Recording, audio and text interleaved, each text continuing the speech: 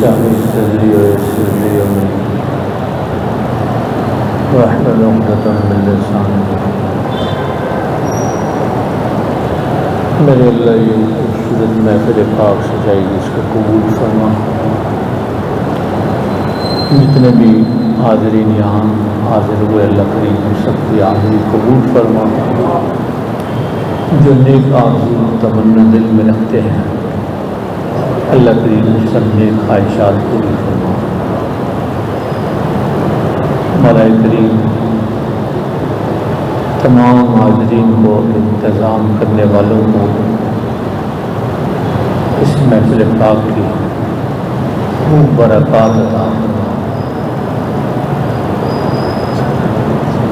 مالک کریم بیماروں کو شفا عطا فرما اور ڈاکٹر سید مبشر صاحب کے والد جناب پروفیسر ناظم صاحب کو اللہ کریم صحت و تندرستی شفائے کاملہ عاجلہ عطا فرما. سید طارق مصطفیٰ شاہ صاحب کو اللہ کریم شفا عطا فرما. مالک جتنے بھی بیمار ہیں سب کو صحت و عافیت برحمتک یا ارحم.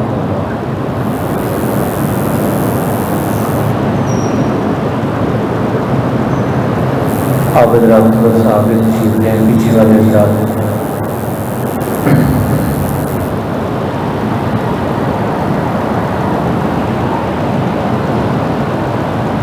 الحمدللہ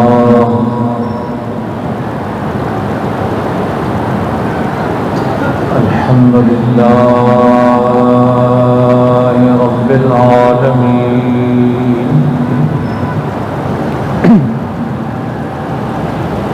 عاقبۃ للمتقین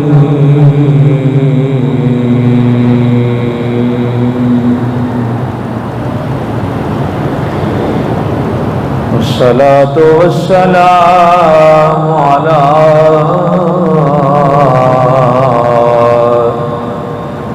رسول الکریم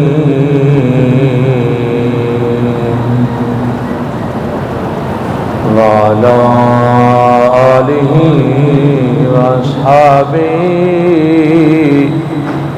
وازواجہ وذریاتہ واہل بیتہ واولیاء امتہ وعلماء اہل سنتہ وشہداء محبتہ واہل سنتہ اجمعین. اما بعد فاعوذ باللہ من الشیطان الرجیم. بسم اللہ الرحمن الرحیم.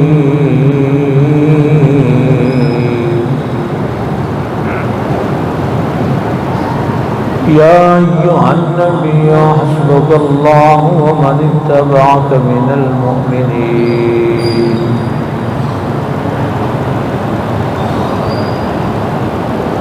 صدق اللہ مولانا العظیم.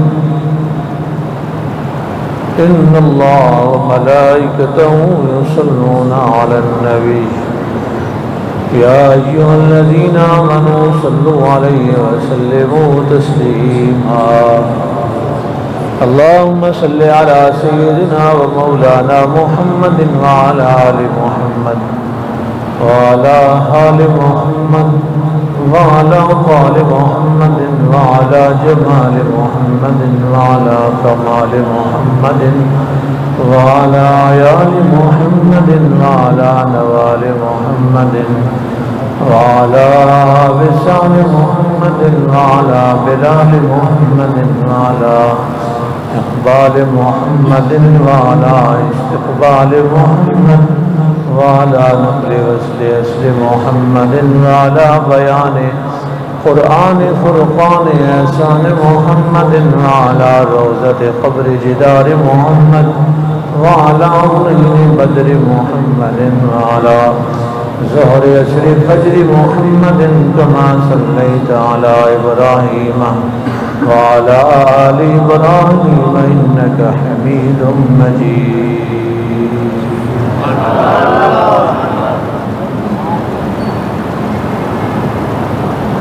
قرآن پاک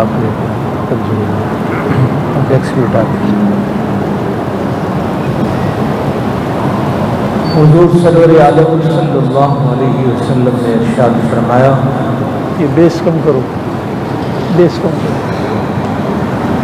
حضور علیہ السلام نے فرمایا کہ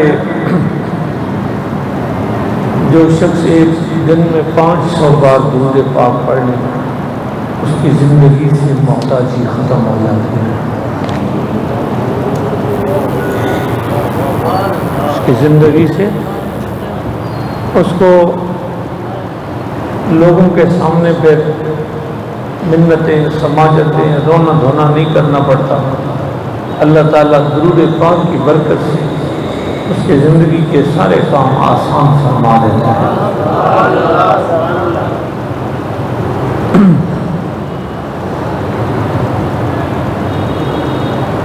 ماشاءاللہ خاصی دیر سے آپ حضرات تشریف فرمائیں۔ تھوڑا سا میں چاہوں گا کہ آج چونکہ گرمی کی وجہ سے باہر بیٹھے ہیں، ویسے تو ہماری محفل اندر ہوتی ہے، تو احباب کا ایک مشورہ تھا کہ باہر بیٹھیں۔ جناب قادری صاحب مجھے فرمانے لگے کہ آپ نے مشورہ دیا ہوگا۔ میں نے کہا جی میں نے مشورہ نہیں دیا ہے، میں یہ جانتا ہوں کہ اے عشق تیرے صدقے چھوٹے سستے، جو آگ لگا دے گی وہ آگ بجھائی۔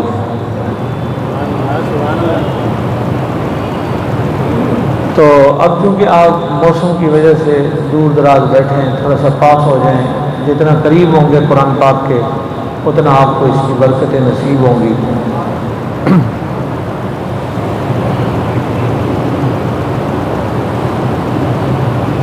تو خوبصورت انداز میں درود پاک کا نذرانہ پیش کرتے ہیں، تمامی حضرات مل کے شامل ہو جائیں گے، انشاءاللہ درود پاک کی برکتیں بھی نصیب ہوں گی، اور صرف درود پاک کی برکتیں نہیں، حضور کی نگاہ کرم بھی نصیب ہوگی۔ ذرا بلند آواز سے ایک بات سنو، آئیے مل کے حضور کی بارگاہ میں درود پاک پڑھتے ہیں۔ یا رسول اللہ سلام علیک یا حبیب اللہ سلام علیک، مل کے شامل ہو جائے۔ یا رسول اللہ سلام علیک یا حبیب اللہ سلام علیک، انت شمس الضحى انت بدر الدجى انت صدر العلا تنور الهدى، آپ خط مرسل آپ خیر رسول، آپ ہی ابتدا آپ ہی انتہا، پڑھیے یا رسول اللہ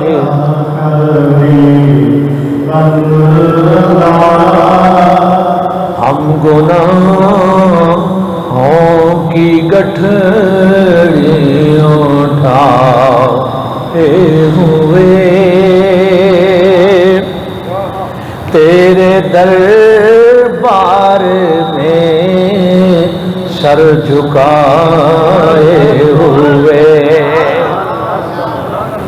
تیسرا مصرع ہو سکتا ہے آپ کو بیدار کر دے، یار یہ سیٹی بند کرو، پتہ نہیں کیوں سیٹی بج رہی ہے۔ مل کے یا رسول اللہ سلام علیک بل یا رسول اللہ اللہ سلام علیہ ہم گناہوں کی گٹھڑی اٹھائے ہوئے تیرے دربار میں سر جھکائے ہوئے آئے ہیں مانگنے صدقہ حسنین کا آئے ہیں مانگنے صدقہ حسنین کا ہو شفاعت کی خیرات سب کو عطا کریے یا رسول اللہ یہ سلام علیہ وہ جو نہ تھے تو کچھ نہ تھا اور وہ جو نہ ہو تو کچھ نہ ہو جان ہے وہ جہان کی جان ہے تو جہان ہے حمد و صلات کے بعد واجب الاحترام معزز سامعین محترم آج کی خوبصورت محفل پاک حضرت سیدنا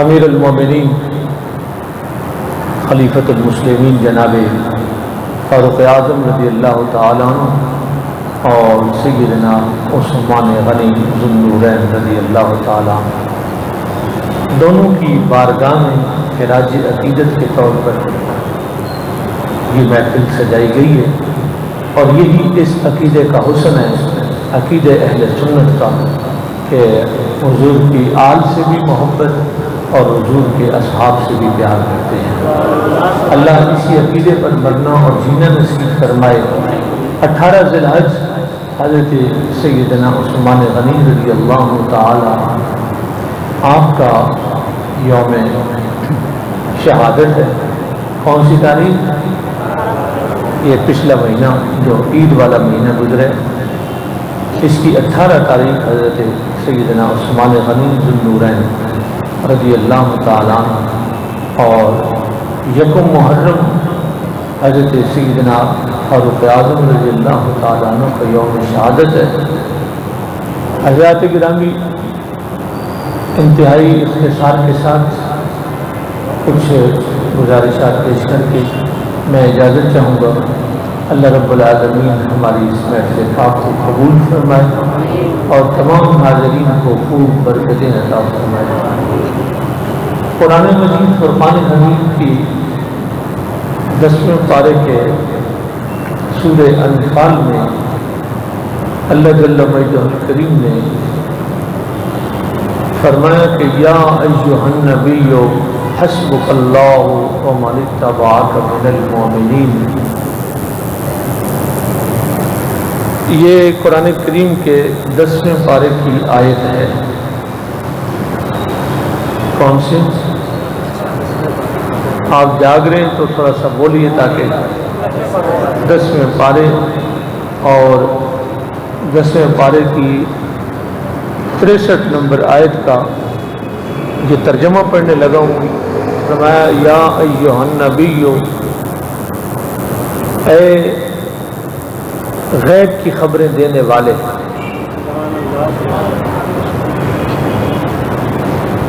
کیا ترجمہ ہے اے غیب کی خبریں دینے والے یہ ہے نبی کا معنی نبی کا کیا معنی ہے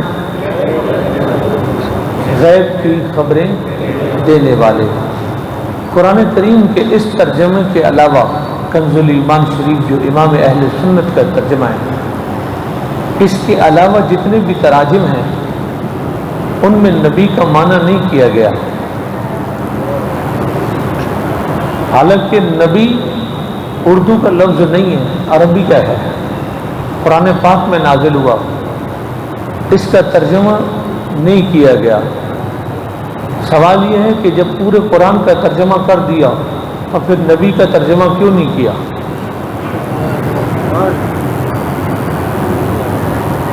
نبی کا ترجمہ کیوں نہیں کیا؟ کیا آپ کو نبی کا ترجمہ نہیں آتا؟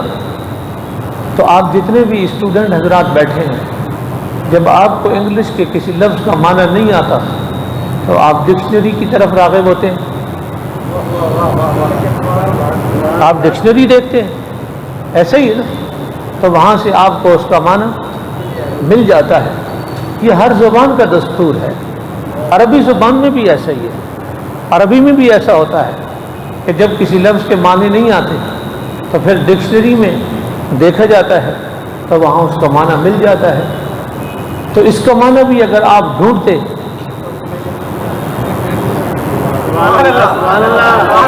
آپ کو مل جانا تھا، تو کیا آپ کو ڈکشنری دیکھنا نہیں آتی؟ کیونکہ یہ بھی ایک ہنر ہے، ڈکشنری دیکھنا ہر آدمی دیکھ بھی نہیں سکتا۔ تو یہ سوال بھی ختم ہو جاتا ہے جب یہ کہ آپ نے بہت سارے قرآن کے مشکل الفاظ کے معنی ڈکشنری میں تلاش کر لیے تو پھر یہ بھی ڈھونڈ سکتے تھے، لیکن اس کا معنی نہ ڈھونڈا نہ بیان کیا، ایسے بس لکھ کے چلے گئے اے نبی۔ تو ترجمہ تو کرنا چاہیے تھا، تو ترجمہ کرنے میں ڈنڈی ماری گئی۔ کیوں؟ اس لیے کہ منبر و محراب سے تو یہ صدا آئی کہ نبی کو علم غیب نہیں ہے، ترجمہ کرتے تو پھنستے، ترجمہ کرتے تو پھنستے، اس لیے ترجمہ نہیں کیا اور نبی کر کے آگے چلے گئے۔ یہ صرف اور صرف اعلیٰ حضرت امام اہل سنت نے کنز الایمان شریف میں لکھا ہے کہ اے غیب کی خبریں دینے والے، لوگوں نے ترجمہ اس لیے نہیں کیا کہ اگر ترجمہ ہم نے کر دیا تو مسلک امام احمد رضا کا سچا ہو کر دنیا کو پتہ چل جائے گا۔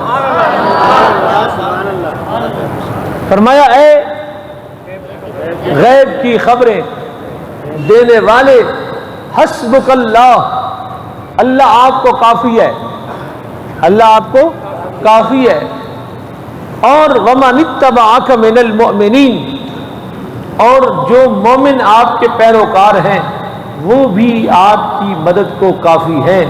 عقید اہل سنت قرآن سے بیان ہو رہا ہے کہ نبی کی مدد کرنے والے اللہ بھی ہے اور آپ کے چاہنے والے، محبت کرنے والے بھی آپ کی مدد کرنے والے ہیں۔ تو یہ کوئی شرک والی بات نہیں ہے، یہ قرآن پاک کے اندر بیان کی گئی ہے۔ ہم بات کریں گے سب سے پہلے حضرت سیدنا عثمان غنی ذو النورین۔ جمعۃ المبارک کی کئی نشستوں کے اندر گفتگو ہو چکی، آج بطور تبرک کے وقت کو بھی ملوز خاطر رکھتے ہوئے حضرت سیدنا عثمان غنی کا حضور سے اتنی محبت تھی، اتنی محبت، اتنا پیار کہ آپ کی دعوت کی کس نے؟ بولیے تو صحیح۔ عثمان غنی نے حضور کی دعوت کی، اور بڑی خوبصورت دعوت، اور بہت سارے صحابہ کرام کو بھی جمع کیا، صحابہ بھی تشریف لائے۔ سبحان اللہ، کیا خوب دعوت رہی۔ اور حضرت عثمان غنی کو جب حضور کو لے کے آئے تو آپ کے قدم گنتے ہوئے آئے۔ کتنے قدم گنتے ہوئے آئے؟ سبحان اللہ۔ حضور تشریف لا رہے ہیں اور حضرت عثمان غنی 1 2 3 4 5 گنتے ہوئے آئے، واپس تشریف لے کے گئے تو بھی قدم گنتے ہوئے، کھانے ایک سے ایک،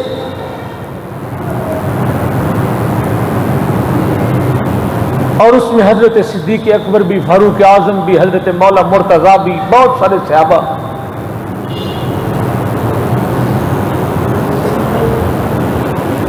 جتنے قدم گن کے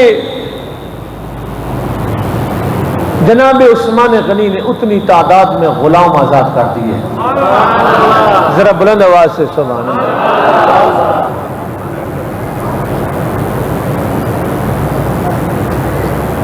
اتنی تعداد میں دعوت میں مولا مرتضیٰ بھی شامل تھے،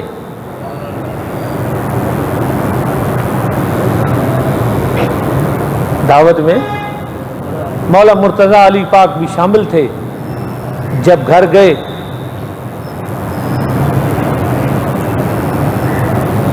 سبحان اللہ، کیا وفا شعار بیوی،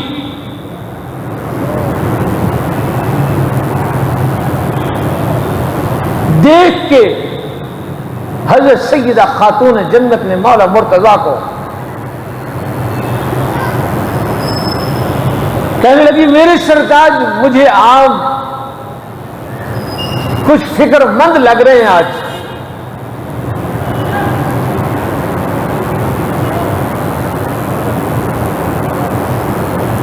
کیا بات ہے بتائیں تو صحیح۔ حضرت مولا مرتضیٰ کہنے لگے اے بطول زہرا، آج عثمان نے حضور کی دعوت کی،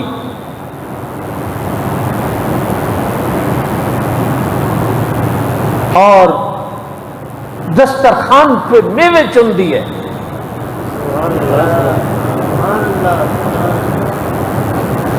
اور یہی نہیں، حضور جتنے قدم چل کے آئے اور واپس گئے غلام بھی آزاد کر دیے۔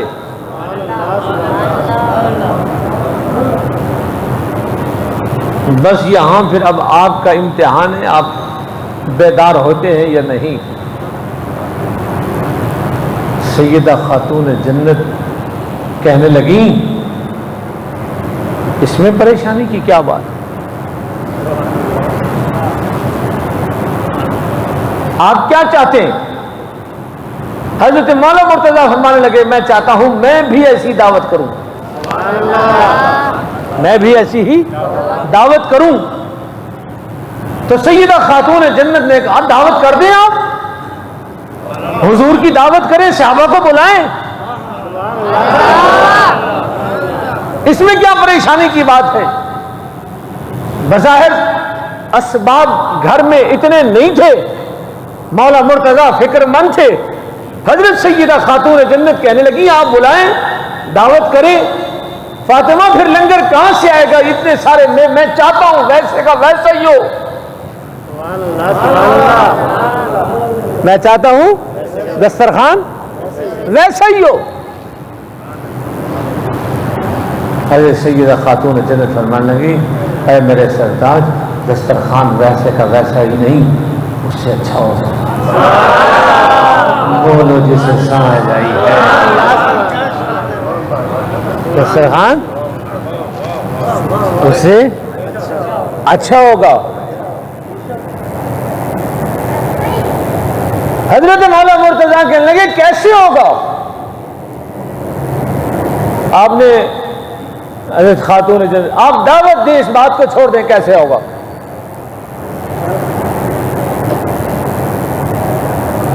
آپ دعوت دے دیں، بس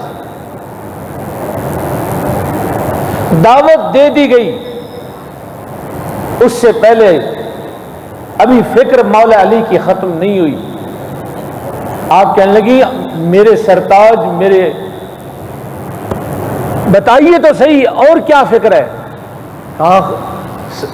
کہ صرف عثمان نے دعوت ہی نہیں کی،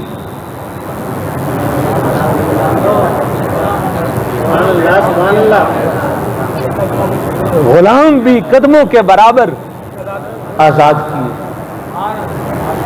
جملہ سنیے گا سیدہ خاتون جنت، آپ کہتی ہیں کہ اس سے بھی بے فکر ہو جائیں، یہ معاملہ بھی اس سے بڑھ کے ہوگا،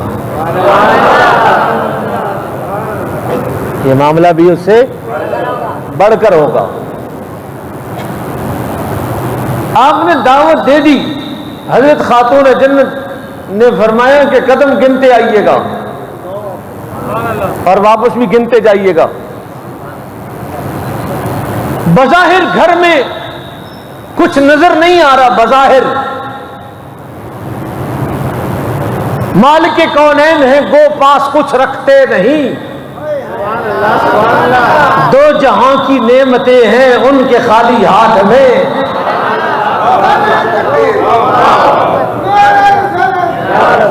مالک کونین ہیں، گو پاس کچھ رکھتے نہیں، کی مثال یہ ہے کہ اقامت ہو چکی، جانے جانا مصلی پر جلوہ افروز تشریف فرما ہو چکے ہیں۔ یہاں پر میں ایک مسئلے کی بات بھی آپ کے گوش گزار کرتا چلوں، یہاں پر بات یہ ہے کہ جب نماز کے لیے اقامت ہوتی ہے تو ہماری مساجد کے اندر لوگ دو حصوں میں بٹ جاتے ہیں۔ ہم اس مسجد شریف سے سختی اور تشدد کا پیغام نہیں دیتے، لیکن ایک بات ضرور عرض کرنا چاہتے ہیں کہ جب حی علی الصلاۃ پہ اور قد قامت الصلاۃ پہ جب لوگ کھڑے ہوتے ہیں تو اس کی کوئی وجہ ہے۔ وجہ کیا ہے؟ آپ اللہ اکبر نہیں، اللہ اکبر جب اذان والی ہو نا ادھر آ کے کھڑے ہو جائیں، آپ کو کوئی منع نہیں کرے گا۔ آپ چاہیں تو عصر کے وقت کھڑے ہوں تو مغرب کے لیے کھڑے رہیں، عشاء کے لیے کھڑے رہیں، کوئی منع نہیں کرے گا۔ لیکن جب آپ قد قامت الصلاۃ پہ کھڑے ہوں گے تو آپ کو دو فائدے ملیں گے۔ یہ صحابہ کی سنت آپ کو نصیب ہوگی۔ کیوں؟ اس لیے کہ اللہ اکبر پہ بھی بندہ نماز کے لیے ہی کھڑا ہوتا ہے، قد قامت الصلاۃ پہ بھی نماز کے لیے ہی کھڑا ہوتا ہے۔ لیکن صحابہ کب کھڑے ہوتے تھے؟ صحابہ اللہ اکبر پہ نہیں کھڑے ہوتے تھے، صحابہ قد قامت الصلاۃ پہ کھڑے ہوتے تھے۔ کیوں؟ اس لیے کہ حضور حجرہ عائشہ میں جلوہ گر ہوتے اور جناب بلال اقامت فرماتے۔ جناب بلال جب قد قامت الصلاۃ پہ کھڑے ہوتے تو پھر جب یہ الفاظ بیان کرتے تو حضرت حضور سید عالم اندر سے باہر جلوہ گر ہوتے۔ تو صحابہ نے نماز کے لیے تو پہلے بھی کھڑا ہونا تھا، لیکن عین اسی وقت صحابہ کھڑے ہوتے۔ کیوں؟ اس لیے وہ یہ کہتے تھے کہ نماز کے لیے تو جب بھی کھڑا ہونا تھا، لیکن اب کھڑے ہو رہے ہیں کہ ایک تو نماز کے لیے بھی کھڑے ہو جائیں، دوسرا تعظیم مصطفیٰ کے لیے بھی کھڑے ہو جائیں۔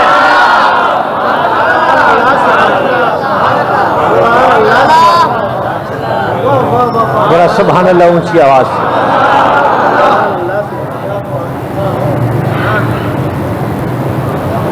بھائی نماز کے لیے تو کھڑا ہونا ہے، کیا ہی اچھا ہو کہ تعظیم مصطفیٰ کے لیے بھی کھڑے ہو جائیں۔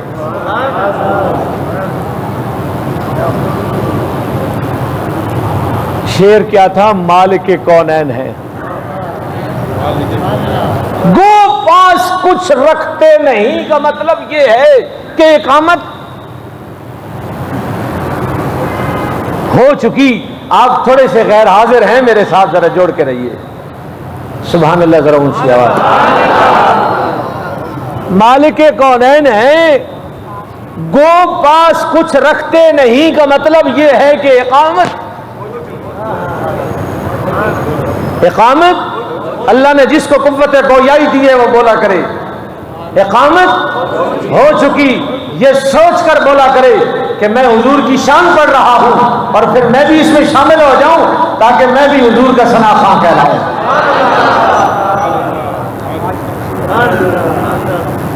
اور جب حضور کی ثنا خوانی کریں گے، ضروری نہیں ہے کہ آپ کو خوبصورت آواز کے حامل ناخواں ہوں، اس میں کوشش کریں تاکہ یہ معاملہ ہو جائے کہ یاد جب مجھ کو مدینے کی فضا آتی ہے، سانس لیتا ہوں تو جنت کی ہوا آتی ہے، داور حشر نے مجھے یہ کہہ کے بخش دیا کہ خوب تجھ کو میرے پیارے کی ثنا آتی ہے۔ مالک کونین ہے، گو پاس کچھ رکھتے نہیں، اقامت ہو چکی ہے، اقامت کیا انداز محبت تھا صحابہ کا۔ اقامت ہو چکی ہے پہ مجھے پھر بات یاد آ گئی، آئے کیا بیان کروں۔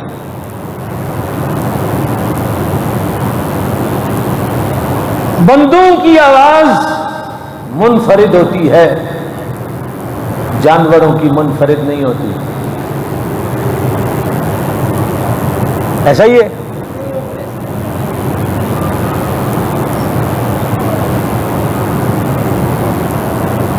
کوئی بندہ فون پہ بول رہا ہو، ہر بندے کی آواز الگ ہے، پر جانوروں کی آواز تو سیم ہوتی ہے.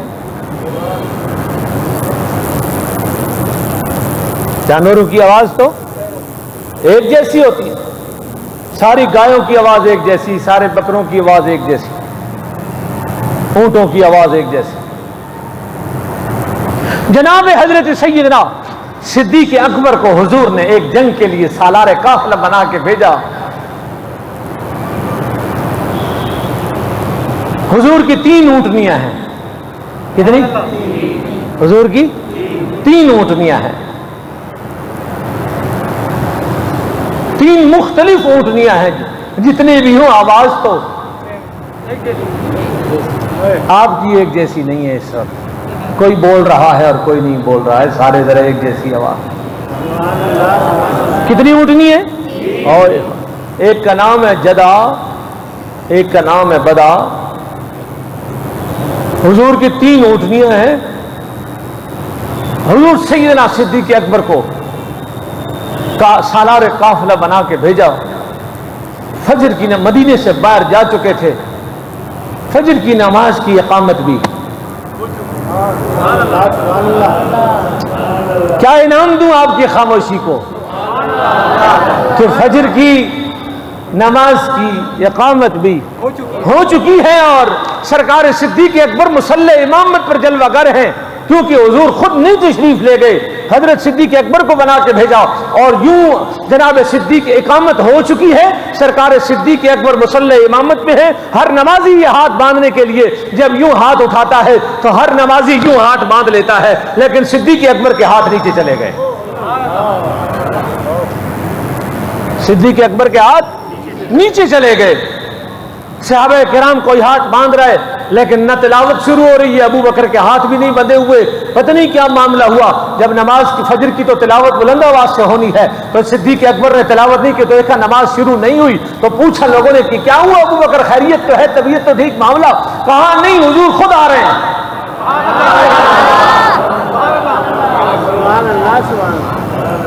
بہت ٹھنڈا بولے ہیں آپ. SMS تو نہیں آیا تھا،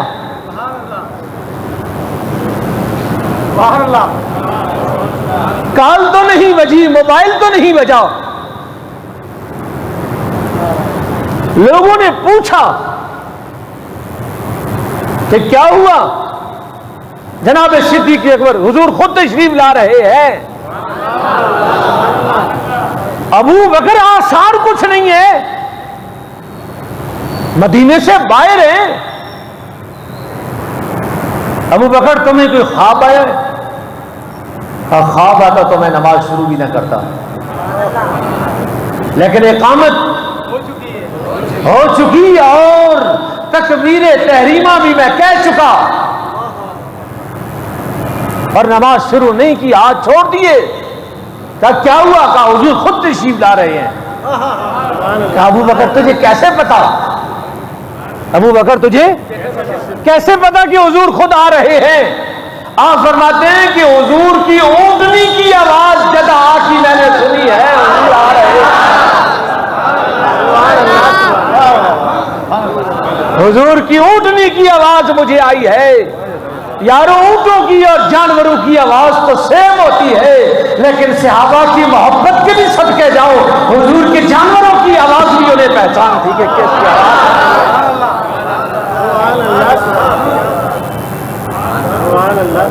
اللہ اکبر. تو مالک کونین ہیں، گو پاس کچھ رکھتے نہیں، اقامت ہو چکی ہے. حضور مصلی چھوڑ کے اندر تشریف لے گئے. کچھ دیر بعد آ کے نماز شروع فرمائی. صحابہ نے پوچھا میرے آقا یہ کیا معاملہ ہے؟ آپ فرماتے ہیں گھر میں تھوڑا سا مال رکھا ہوا تھا، اس کو رکھ کے نماز نہیں پڑھا سکتا تھا، وہ خرچ کر کے آیا ہوں، گھر خالی کر کے آیا ہوں، نماز پڑھا رہا ہوں. مالک کونین ہیں، کو پاس کچھ رکھتے نہیں، 2 جہاں کی نعمتیں ہیں، ان کے خالی ہاتھ میں. سیدہ کیا ہوگا کھانا جو گھر میں کچھ نہیں ہے؟ آپ فرماتی ہیں کہ جاؤ علی دعوت دو، دعوت دو جا کر پھر دیکھا جائے گا. مولا مرتضیٰ پریشان، اب کیوں پریشان ہے؟ کہا فاطمہ غلام بھی تو آزاد کیے ہیں. فرمایا معاملہ اس سے بھی اچھا ہونا ہے. آپ فکر مند نہ ہو جائے, دعوت دے کر آئے, قدم آپ گن کے آئیے گا. اللہ اکبر. اب کیا ہوتا ہے؟ اب جا کے دعوت دیتے ہیں, حضور جلوہ گر ہوتے ہیں, سارے صحابہ کرام تشریف لے کے آتے ہیں, دسترخوان لگا دیا جاتا ہے. مولا مرتضیٰ کی فکریں ابھی تک برقرار ہیں, کیونکہ گھر میں ظاہری اسباب کچھ نہیں ہے, گھر میں کچھ ظاہری اسباب نہیں ہے, کچھ جناب والا کچھ بکرے دمبے چھترے کچھ بھی نہیں ہے. اب کیا ہوتا ہے؟ جناب سیدہ خاتون جنت پاک آپ اندر سے کھانا نکال نکال کے دے رہی ہے, کھانا نکال نکال کے دے رہی ہے. ایسی لذت ہے کھانے میں کہ صحابہ کرام کھائے جا رہے ہیں نعمتیں, کھائے جا رہے ہیں نعمتیں. اللہ اکبر کبیرہ. اب جب دعوت مکمل ہو جاتی ہے, جب دعوت مکمل ہو جاتی ہے تو پھر جب حضور رخصت ہوتے ہیں تو مولا مرتضیٰ پوچھتے ہیں پتہ نہیں یار اس موسم کا کیا معاملہ ہو, آپ حضرات پتہ نہیں بات کا استقبال کر نہ سکے, لیکن میں عرض کیے دیتا ہوں جب یہ معاملہ دعوت کا مکمل ہوا, مولا مرتضیٰ نے پوچھا کہ فاطمہ یہ لنگر کہاں سے آیا تھا؟ آپ فرماتی ہیں کہ جبریل جنت سے لے کے آیا تھا میرے.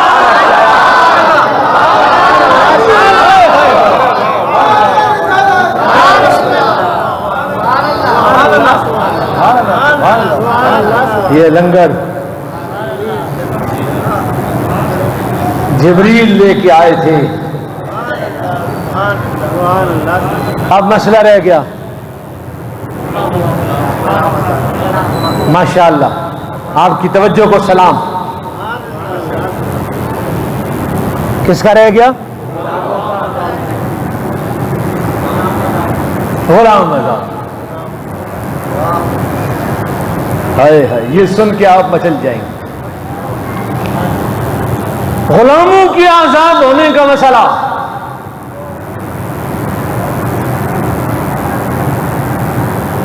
جب حضور واپس گھر تشریف لے گئے تو یہ بات حضور نے خود بتائی. حضور فرماتے ہیں علی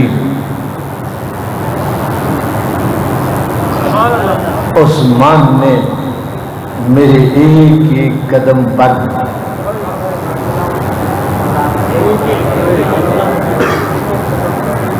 غلام کو آزاد کیا. توجہ ہے آپ کی؟ ایک ایک قدم پر غلام کو آزاد کیا. ہائے ہائے ہائے علی, تو نے جو میرے قدم گنے ہیں, تو نے جو میرے قدم گنے ہیں, تو گھر سے نکلا ہے تو میری بیٹی دعا مانگنے لگ گئی کہ بظاہر ہمارے پاس غلام نہیں ہے, مالک اس سے اچھا معاملہ کر دے جیسے دعوت میں اچھا معاملہ کر دیا. بظاہر غلام نہیں ہے, غلاموں کی کثرت نہیں ہے. تو حضور فرماتے ہیں علی, توجہ ہے آپ کی؟ حضور فرماتے ہیں علی اللہ نے میرے ایک ایک قدم کے بدلے میں آہستہ بول رہا ہوں, آپ اس کا ناجائز فائدہ نہیں اٹھائیں گے. خیر بات ہی اتنی بڑی ہے, آپ خود بولیں گے, دل بولے گا. ایک ایک قدم کے بدلے میں میری بیٹی کی دعا کی برکت سے اللہ نے غلام نہیں, ایک ایک قدم کے بدلے میں اللہ نے ایک ایک ہزار جہنم سے غلام لوگ آزاد کر دیا ہے.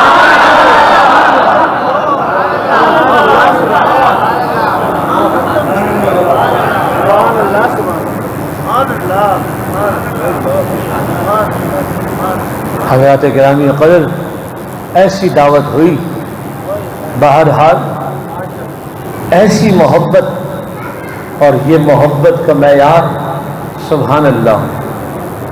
اور پھر میں یہ اس لیے بیان کر رہا ہوں کہ آپ کو پتہ چلے کہ اس شہر نبی میں حضور کی آل و اصحاب میں کتنا پیار تھا,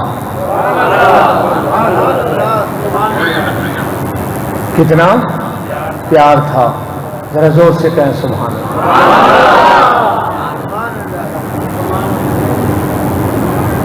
دروشی بڑے اللہ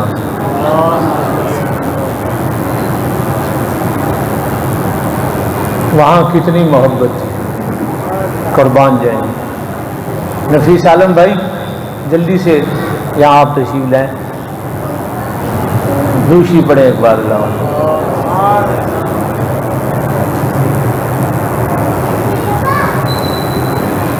حضرت فاروق اعظم کا دور ہے،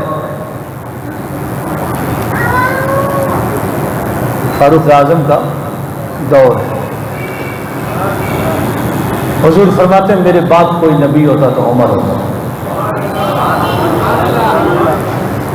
یہاں میں ایک بات یہ کہنا چاہتا ہوں اور بس گفتگو کو سمیٹنے جا رہا ہوں۔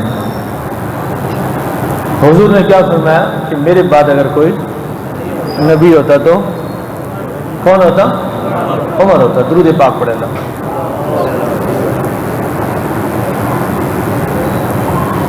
مجھے ایک بات سمجھ نہیں آتی، لوگ کہتے ہیں کہ ختم نبوت پر ہم کیا دلیل دیں؟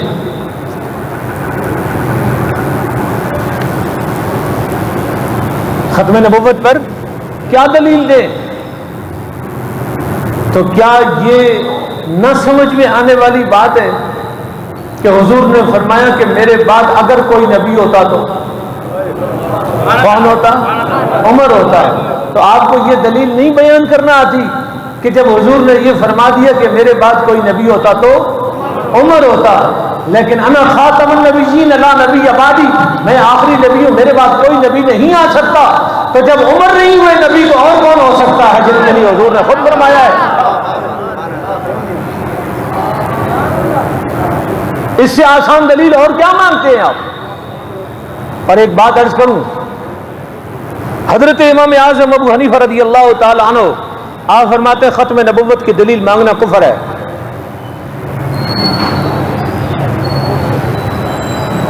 ختم نبوت کی دلیل مانگنا کفر ہے۔ کیوں؟ کہا دلیل اس چیز کی مانگی جاتی ہے جس کا کچھ ہو سکے۔ ذرا زور سے سبحان اللہ کہیں۔ دلیل اس چیز کی مانگی جاتی ہے کہ جس کا کچھ ہو سکے۔ حضور کے بعد جب نبی آ ہی نہیں سکتا ہے، خدا نے تاج نبوت کا تاج، ختم نبوت کا تاج محمد کو پہنا دیا ہے، آپ اعزاز تھوڑی چکتا ہے اس کے بعد۔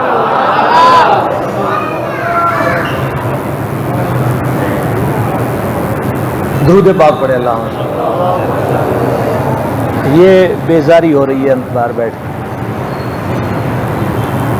دروشی پڑھے ایک بار اللہ۔ بس جناب فاروق اعظم کا دور محبت کا معیار دیکھیں۔ ایک بچے کا معاملہ ہے، کس کا؟ ہوا یہ کہ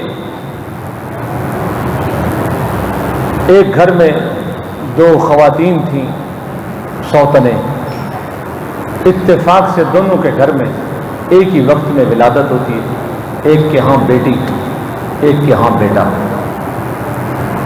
توجہ آپ کی پوری توجہ رکھیے گا ورنہ بات سمجھ نہیں آنی۔ جس کے ہاں بیٹا پیدا ہوا اور دوسرے کے ہاں بیٹی، جس کی بیٹی پیدا ہوئی وہ خاتون امیر تھی، اس نے دائی کو پیسے دے کے کہا کہ بچہ تبدیل کر دے، بچہ تبدیل کر دے۔ جس کے ہاں بچہ بیٹا پیدا ہوا تھا وہ نیم بے ہوشی میں تھی، لیکن اسے اندازہ ہو گیا تھوڑی گڑبڑ ہو رہی۔ معاملہ فاروق اعظم کی عدالت میں آ گیا۔ معاملہ فاروق اعظم کی عدالت میں۔ فاروق اعظم نے اس بندے کو بلایا جس کو حضور نے فرمایا انا مدینۃ العلم وعلی بابھا، میں علم کا شہر ہوں اور علی اس کا دروازہ ہے۔ دیکھیں فاروق اعظم مولا علی کو بلاتے ہیں، علی یہ مسئلہ ہے، پتہ نہیں چل رہا ہے، بچے میں تبدیلی ہو گئی ہے، اس مسئلے کو حل کریں۔ حضرت مولا مرتضیٰ نے کہا یوں کرتے ہیں،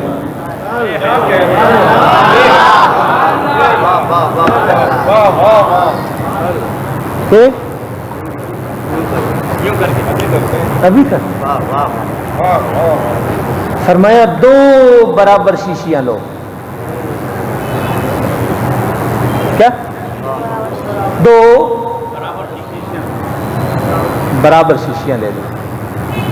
ان کی چوڑائی یہ موٹائی بھی لمبائی بھی برابر ہو سیم.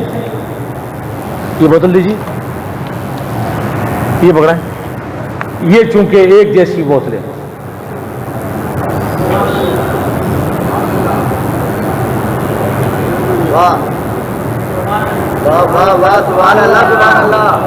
یہ 2 بوتلیں یہ نیسلے کی چونکہ یہ کمپنی کی سائز ہے ایک ہی ہے. برابر بوتلیں ہونے چاہیے. میں نے آپ کو اس سے آسان مثال اب ہو نہیں سکتی. فرمایا کہ دونوں میں دودھ بھی دونوں عورتوں کا برابر لاؤ.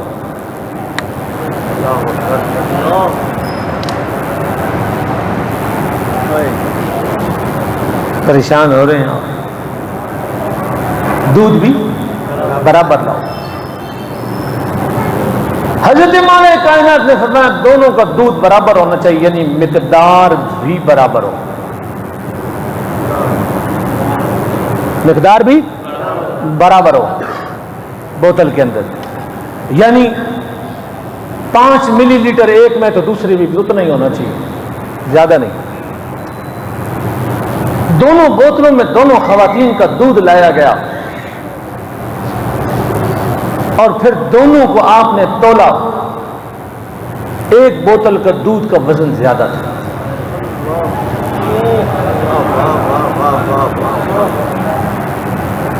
دودھ برابر تھا, ایک میں وزن زیادہ تھا, ڈبل تھا. وزن کیا تھا؟ ڈبل تھا. بس گفتگو تمام ہو رہی ہے, مجھے اجازت دیجیے گا. وزن مقدار برابر.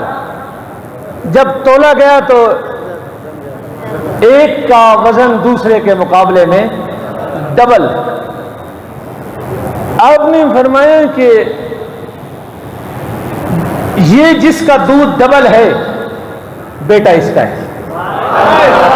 سبحان اللہ ذرا کہیں تو.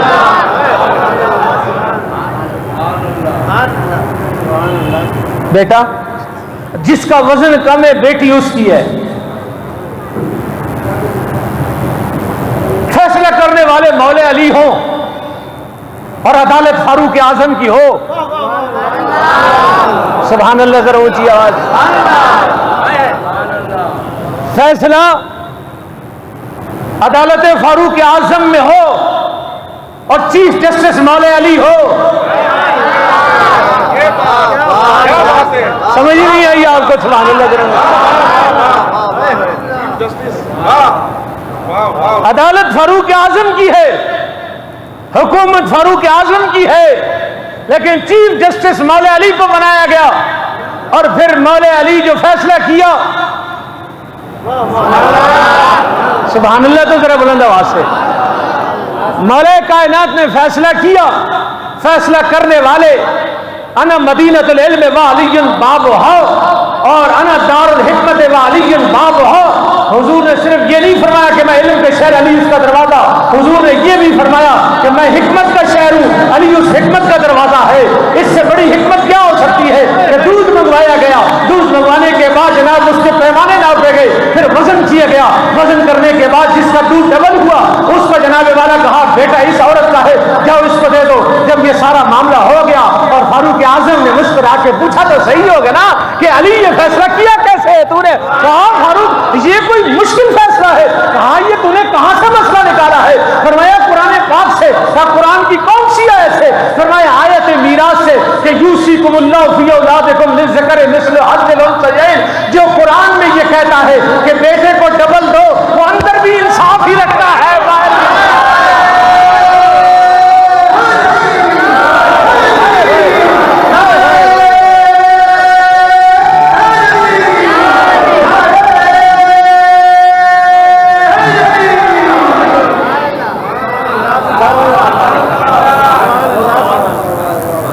سبحان اللہ تو کہیں.